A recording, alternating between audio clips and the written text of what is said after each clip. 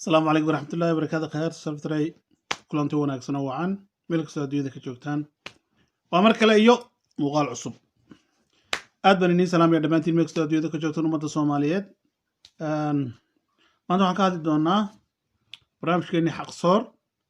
waxa weeyaan bulshadu u dhaxeeya waa barnaamij aan qofna si macnaha lagu duraynin laakiin wixii xaq inta badan aan arkayno inaan ka hadalno marka waxa weeyaan farxiye kaba yare oo la hadlaysa BK waa fanaan Soomaali buu ahaa inkastoo hadda uu ka baxay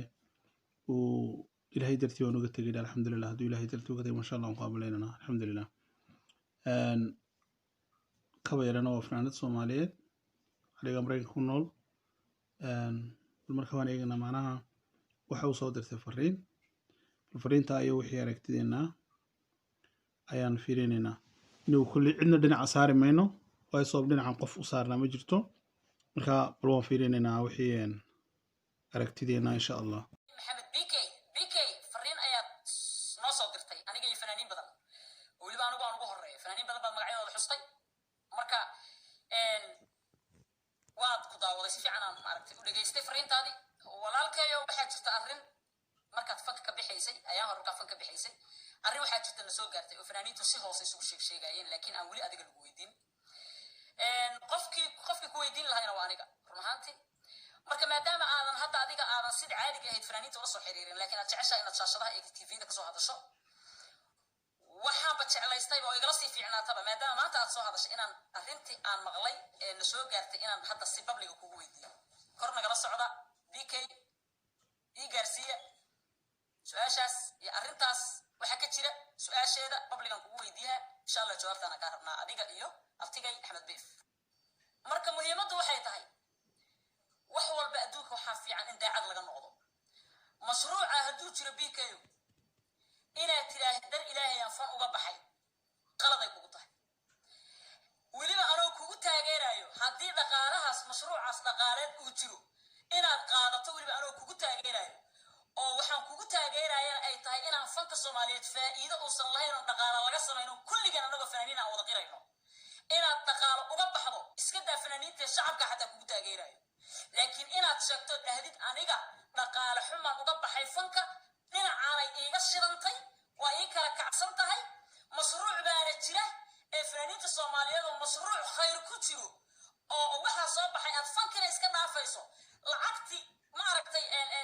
aad fan ku samayn lahaydna ayadii lagu siinaayo oo sadaqa ah aad helaysaa adoon dhibtoon heesini ka soo baxa inaad ilaahay eedarto saas inaad ilaahay saxsanay sanadkayga ka maqlanay maga waxay leedahay macnaha waxay fariintan u diraysaa BK marka waxay leedahay BK oo saaxiibo waxaad soo qaadatay codkayga ama anaad soo qaaday waxaad tiri macnaha fanka ka soo baxa laakiin fankaad ka soo baxday sababtaad uga baxday horta marka hore waa maxay sababtaad marka hore uga baxday waa maxay macnaha waxay ku eedeynaysaa in isagu mashruuc u qaatay oo system kale uu sameeyay Allahu khalaqa og inagu waxba kama ogin labaduba way naga fog yihiin laba qaaradood kala duwan bay joogaan insha Allah kulay wixii waan dabageli doonaa laakiin soo baan si dabagalaabay inkastoo inaanay fiicnaynba waayo inagu afkiisa waxaan ka maqlay inuu yidhi ilaahay dartii baan uga baxay bal haddana xaqiiqadu waxa iyadu ogtaanu ma ogi ilaahay baa og inkastoo ay tahay farxiye kaba yare anu waxaan u aqaanaa qof macnaha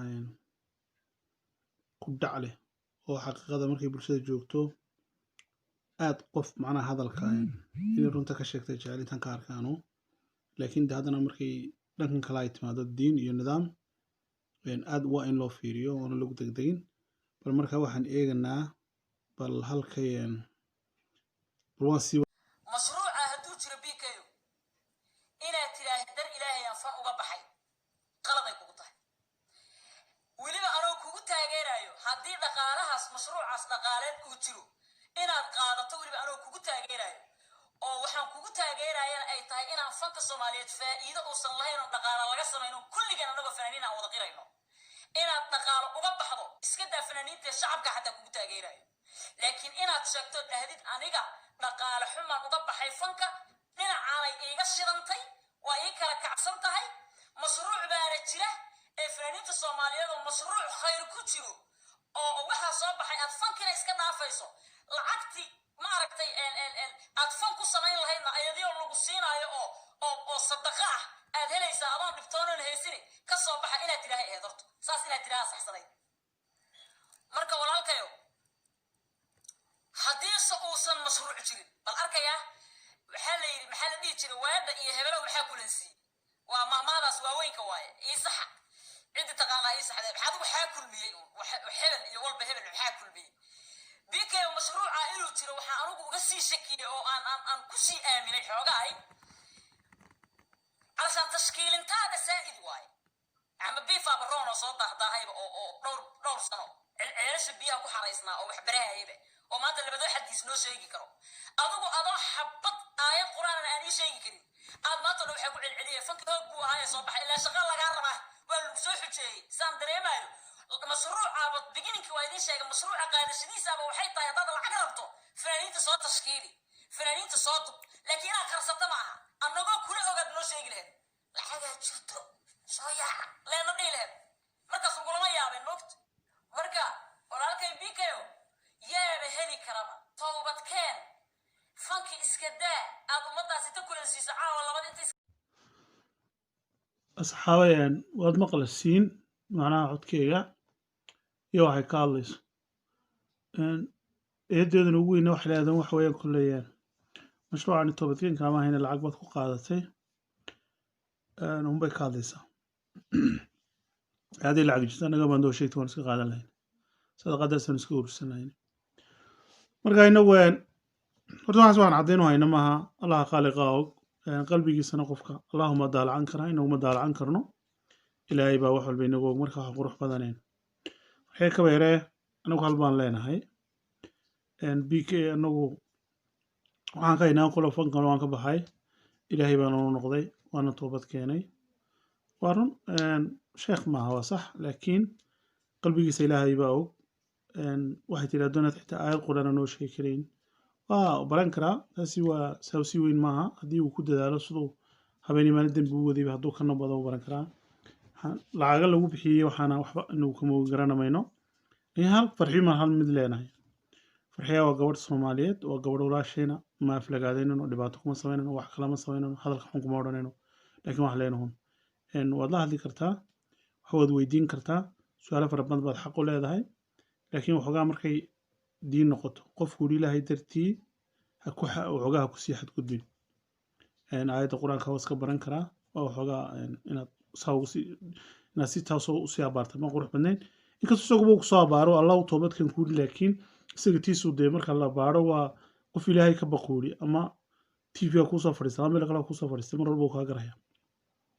marka waxaan kula talin lahaa inaan wax lasii buunbuunin laakiin iyaduna markay diin noqoto aynay aada ugu degdegin wayna xadkeyga dhaafin waa gabadh soomaaliyeed waa gabadh hooyaa waa gabadh walaashayna waan jecelnahay wanaag iyo sharaaf iyo karaaman waynaa intaa waan haynaa wixii markaa hadday wax maqmaqasho xitaa bulshadeen way iska hadal badan tahay way dhib badan tahay waad arkaysaa ima qof ilaahay baa un toobadkeeni yidhi wax laga dhexdeeyey yaa og ilaahay baa og yaa og meelo wax lacag lagu qaato allaha qafuuru raxiima og ina waxba kama ogin marka waxaan leenahay hun inagu wanaageen waxa weeyaan qof kasta waxaan faranaa qofku mar haddii uu ku dhaha allah baanu noqday allah buu noqday ku daa xaaladiisa kale warkamaysid adigu wax inagu ka caddayn karnaa oo ilaahay abuurtay ma jirto rabbiga khaaliqiisu baa og camalada uu samaynayo qalbigiisa waxa ku jira ilaahay baanu daynaynaa ilaahay baa og markaa farxiya ka wayra xoogaa wanaag caadilad badan oo aad hadalladana macnaha ugu dhiirato haddii karbaash u dhaqaaqdo gambay kaa siinaysaa laakiin allah mar hadduu yimaado meesha allaha kafuuru raxiimi waa allaha kafuuru raxiimi cid ka dabatay hadalkaa laguma noqon karo iyadaas maanta hadday tirahdo niyo shilad baan hawooganaya waan xijaabanaya oo ilaahay baanu noqonayaa inagu hadalkeygan qaadanaa islaam allow run sheeg islaam allowna run uga qaadaa layidhi qofka islaamka run baa lagu ogyahay inaan runtii inaguna qaadana weye hadalku intaas ku dhamaystiran yahay waa wixii aragtidayda waa gabadh walaashayna waanu ducaynaynaa ilaahay ha xifdiyo weliba waa gabadh aad u macnaha u dadaal badan oo dadka masaakiinta caawisa oo inta badan codkeygu aad macnaha فصيح وياي ما شاء الله وانكوهم بليننا وحوقا لكن وعلينا عادبادو ينين قادين فنانينو كراع انت اسكديسين كي الليسو نقضى الليسو داية كيف فنك كوجرنا فنك وداية halkaa ku kala jooga laakiin si dhibaaxiyo waxyaabahaas la iska daayo diintana waa la bartaa diintu qofna calooshiisa kulumuu soo dhalin mid walba la bartaa adigu haddaad maanta u dhahdo baran kartaa isaguna beri wuu baran karaa axmed diif shalay uu fanaanaha maanta loo bartay alxamdulilah qaar badan oo ummaddeena ka mid ah saasaa macnaha diinta loogu dadaalaya markaa qofkii diinta noqdo diinta loo daya yaan soo macnaha yaan laga soo kaxayni in waxaad moodaa isagii dabada laga soo riixayo waxyaabo kale lagu dharbaaxayo waxaa kale laga daayo wanaaga loo shaqeeyo kalaamkaaguna waanu kalaam xaqa wadeegay u noqdaa khayrkan ugu sugnaadaa ummadda soomaaliyeed markastoo adduunyada ka joogtiin waxaan rajaynayaa inaad barnaamijka sii faafisiin laygtana saartiin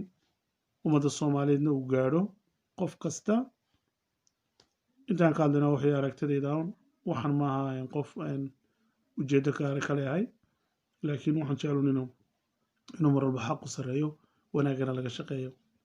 aad iyo aad baan inii salaamayaa inta muuqaalkan daawan doonta waxaan ka rajaynayaa فيديو نسيفة في دوتو إن شاء الله بإذن الله الكريم ومدى الصومالي دعانو رجينيا قول إيقو بنيمو تلكينيو النبضة إنكو فرحسن حقنا ووضا نغنى السلام عليكم ورحمة الله وبركاته